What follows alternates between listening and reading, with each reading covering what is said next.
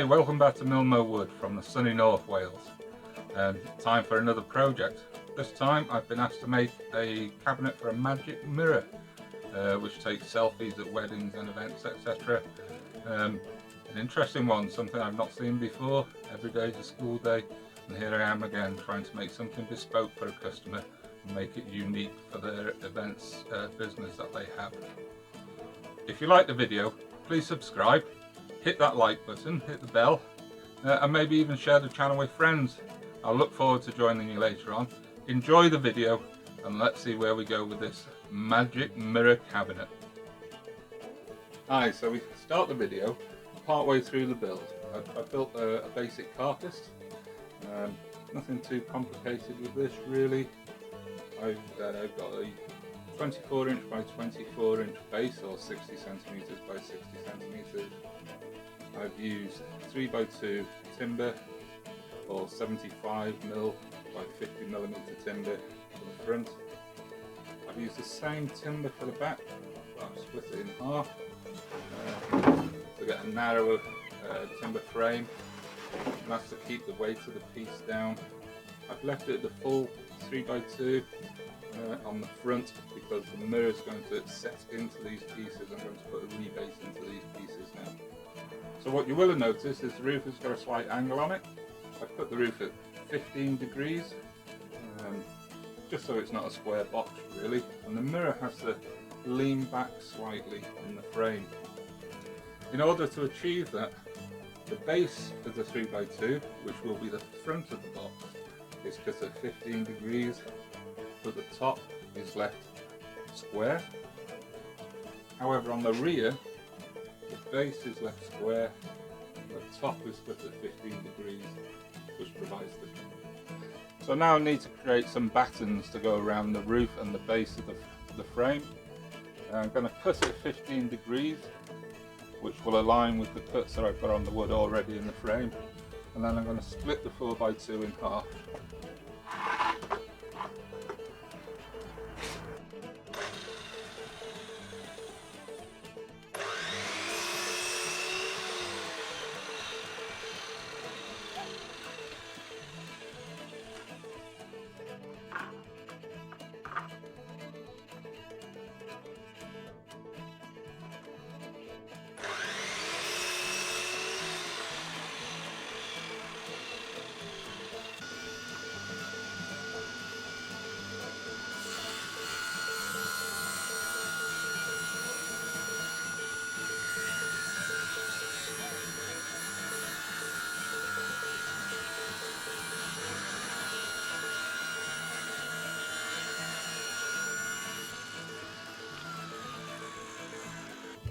Now, having split the timber and cut it to 15 degrees, that should fit, right way around, that should fit nicely on there. I need to take the final measurement and do the final cut. So 15 degrees there, just take a measurement there, and then I'm just going to cut the end off, and that should fit perfectly within there. Okay, so I've taken the first cut. Oh, fits nice. First time as well. So I'll glue that in place now, top and against the sides, and I'll repeat this in the front, the back, and all sides. And that way, when we put the outside cladding on, with something to secure it to. You have to excuse me just holding the camera by hand. I've run out of clamps, but I've done most of them. You can see what I mean on the top and bottom battens, and on the sides. I need to do the back still. And then the only other complication really is this batten needed to be cut at 15 degrees here to allow it to sit flat on the base and flat with the sides. There'll be another one on the other side, which I've already cut the angle for. I'm going to router the rebates in now to accept the mirror. I want it about 1 centimetre in, 1.5 centimetres down, which is too much to do in one pass. I've cut the other side the first pass. I'm just about to cut the first pass on this side. I could probably have done with my smaller router, but we'll see how we get on.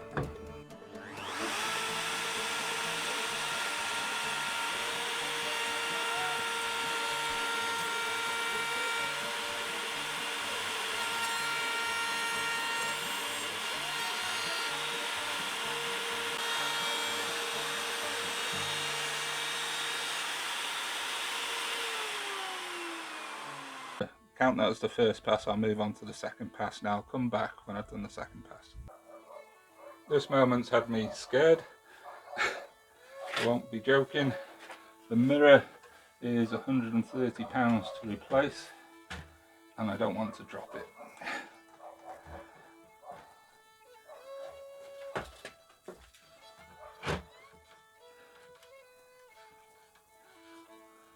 That fits in lovely. It's a bit not as tight at the top, so I'm guessing this wood was slightly out a bit. And with wood shrinking and growing depending on humidity, I think that's too tight for the mirror. So what I'm going to do is I'm just going to router a bit more from the bottom edge down, just to widen it slightly, give it a bit more freedom. I'll come back when I finished. Not sure how clearly you can see that, but there's movement side to side. It's approximately 3 to 5 millimeters. Not sure what that is in imperials, guys. That sits really nice. The mirror with the infrared beading, which helps it become touchscreen, it's nicely below the wood by several mil. So all in all, that fits really nice. I've extended the rebase further than I need it, so that when I start putting the shelves in and the cameras in, I can make a decision on the location of the mirror.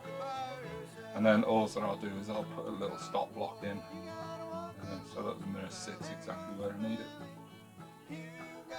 So from there now, I need to start framing the front, which will be my first step before I do the sides. I'll probably need the frame so that it's removable, so the mirror can come out if there's any issues, rather than it being securely attached. But I'm really pleased with that. Measure once, I measure twice, cut once, and it seems to have worked perfectly. And there's no kind of bending of the mirror, there's no twist in it, so it sits really nice. I'm very pleased with that. Even though I made a hash of cutting the rebate, in hindsight I would have done that on the router table rather than trying to freehand it. I put a temporary bar in at the bottom of the mirror, and I've just tacked a piece of plywood at the top to stop the mirror from swinging out. I'm going to lift the case.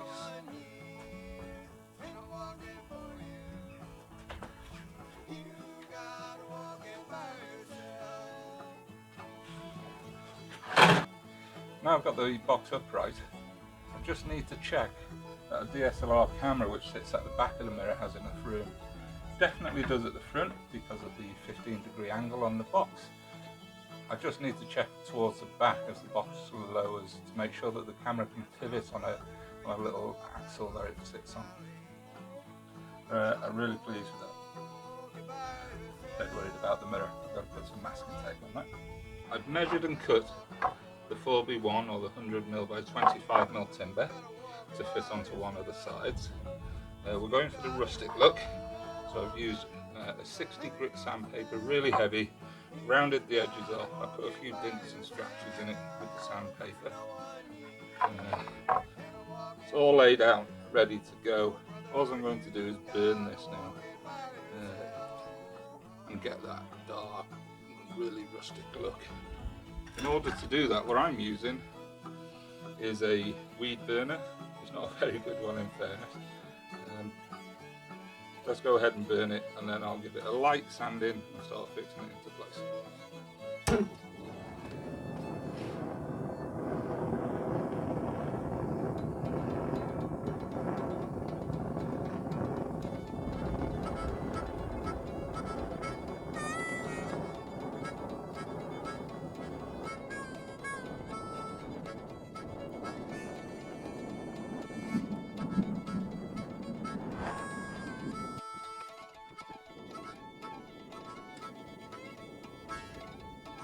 really pick the grain out.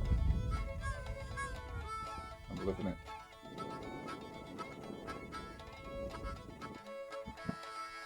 Love it. Now to fix it to the side of the camera box. Now, as with most things, the first piece is key. I'm going to start at the back being straight. Remember, the front's got a 15-degree angle. And, I want the side battens to overlap the back.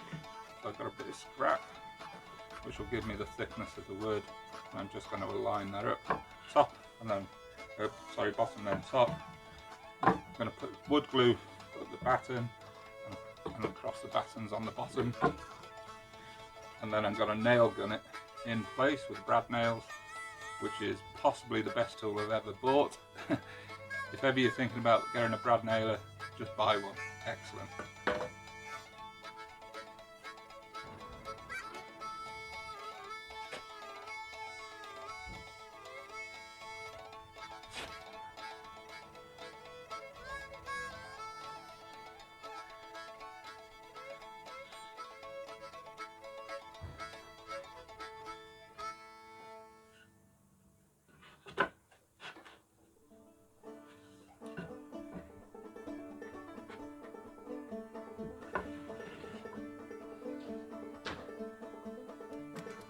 Perfect.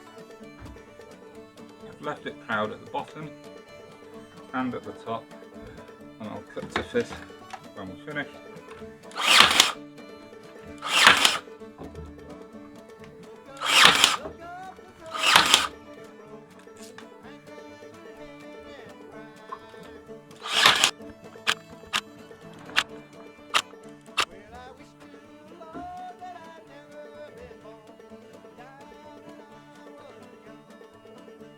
I want the next piece to be nice and tight against the first piece. So when I'm putting it in place, I'm just going to push firmly onto that. Okay, so that's all the pieces on. I've left an overhang this side as well, hopefully sufficient for the side pieces to go on.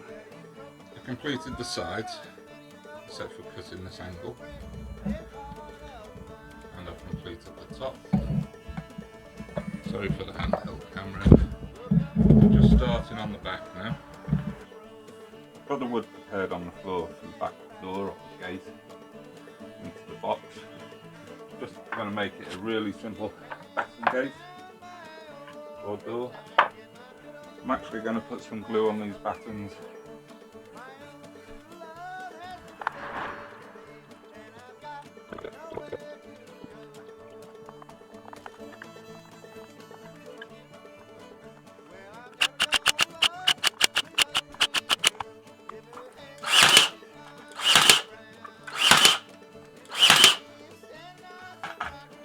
With battens on, but not cut to size, because this is slightly oversized. I'm going to have to trim it down the centre.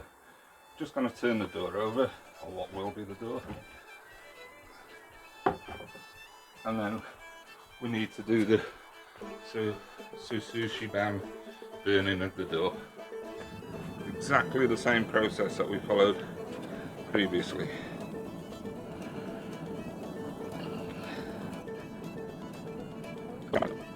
I've completed the burning of the door now.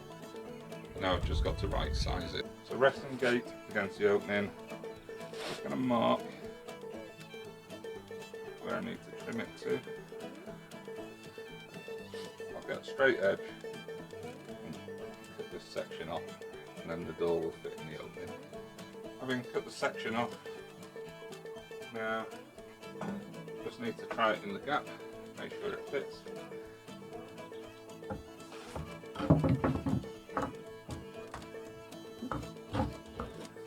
Nice fit, bit of a gap, perfect. And then I'm going to fit some hinges across the side so the door will open. So for the front, I'm going to make a really simple rustic frame. You've got the rebate for the mirror, which is also hidden underneath this frame here. Put the additional sides, which is going to serve as two purposes. It's going to be a framework. It's also going to be over the rebate, and and that will hold the mirror in place firmly and securely. Again, these need to be screwed in places just in case the mirror ever needs to be accessed. I'll get a screwdriver now, put these in.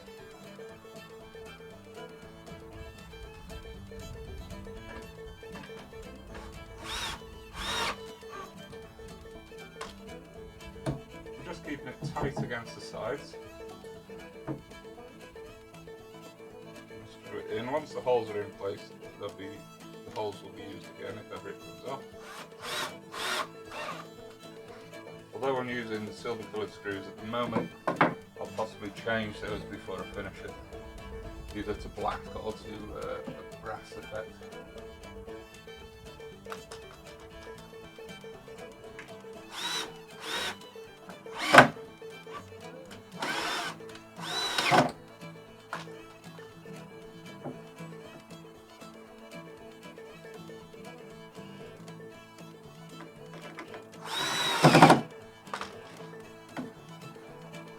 Then I just need to put some wood on the bottom now to finish the framing up. So the frame's in place. Now just going to batten the bottoms. These are going to be glued in place as well.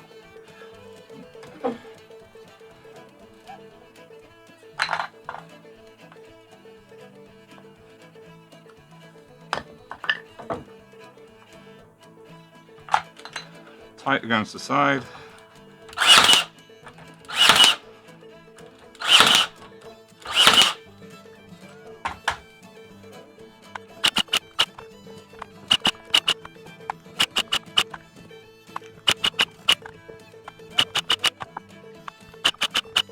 Now we're ready to trim the sides. Excuse the handheld camera. Now that's the outside of the box finished. See on the front, right, completed the framework, the small pieces at the bottom. All this frame around the outside is screwed on so the mirror can come off. I've tidied the edges up on each side.